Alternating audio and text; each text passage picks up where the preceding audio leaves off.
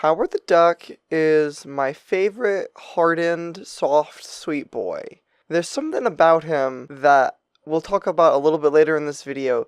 I can't quite put my finger on why I love him in this at least run so much. So, issue 2 starts exactly where issue 1 left off, and he's just in this cell talking to Rocket Raccoon, complaining like he almost always is, and whining and whining and complaining until they eventually, of course, they get taken out of their cell to get cloned so that there's more than one of them wherever they're going, and Rock gets some acid spit. He spits, they get into a fight with these guards, and now they're loose inside of the Collector's compound, and then Rocket kind of radios the Guardians of the Galaxy, and they are looking for a Celestial Heart, and Howard's still trying to get that necklace back on Earth, so he's like, hey, we gotta go find this thing too. So they team up, they start running around, fighting stuff. They eventually kind of make it to the treasure room, and they're like, well, there's a billion things here, because it's the Collectors.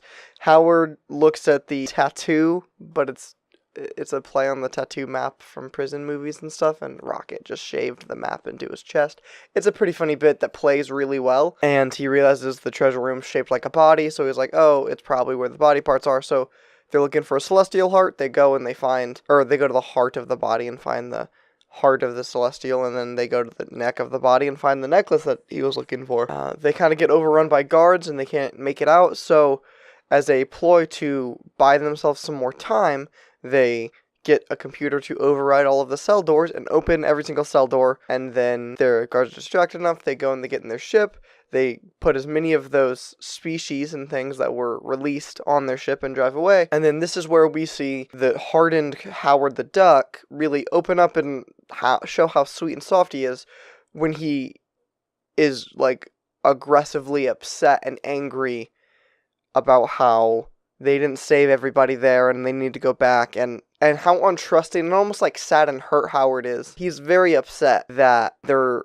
leaving people in the first place, and he's so untrusting, and he's like, we gotta figure this out now. And Rocket, of course, reassures him. He's like, hey, we're superheroes for outer space. Like, we're the Guardians of the Galaxy. We're gonna go back and we're gonna fight the Collector and save these people. It's not gonna be a big deal. Like, it's all good. Like, we'll figure it out. Trust me. And Howard, I guess, sort of believes him, but it's a really tense and, like, sweet moment to show this character who has been kind of grumpy, like the stereotypical old man, show a softer side. It's really sweet to see. And then Howard's now on Earth, and he's like, oh, hey, Tara, she's probably worried about me and all this stuff, so he has the necklace, and he's like, hey, Tara. And as he walks into Tara's tattoo parlor, the place is getting held up by gunpoint by Aunt May, and that's where issue 2 ends. Let's talk a little bit more just about Howard. I do this thing where I like to analyze why I like things. Like, hey, I like this thing because this, and I like that thing because that. And I really don't know why I like Howard the Duck when it comes down to it, which I think is one of the really interesting things about it. I don't like the character of Howard, the archetype of who Howard is in anything else I've seen.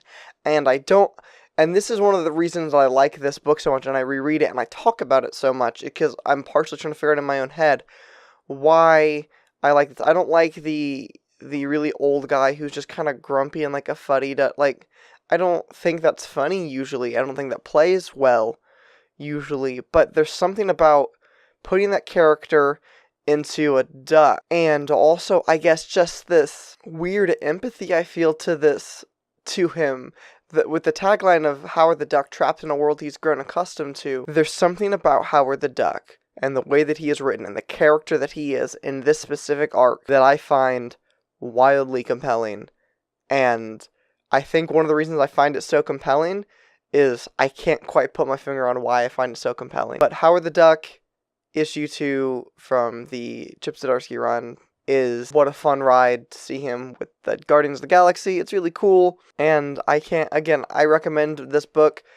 The humor all plays in issue 1 and issue 2. I try to stay as loose as possible when I'm talking through it, not ruin any of the jokes, because I really do think this is funny. That's gonna kind of wrap up my thing, boys. So if you wouldn't mind liking the video or subscribing to the YouTube channel. That stuff all means a lot and helps us out a lot more than you think it does.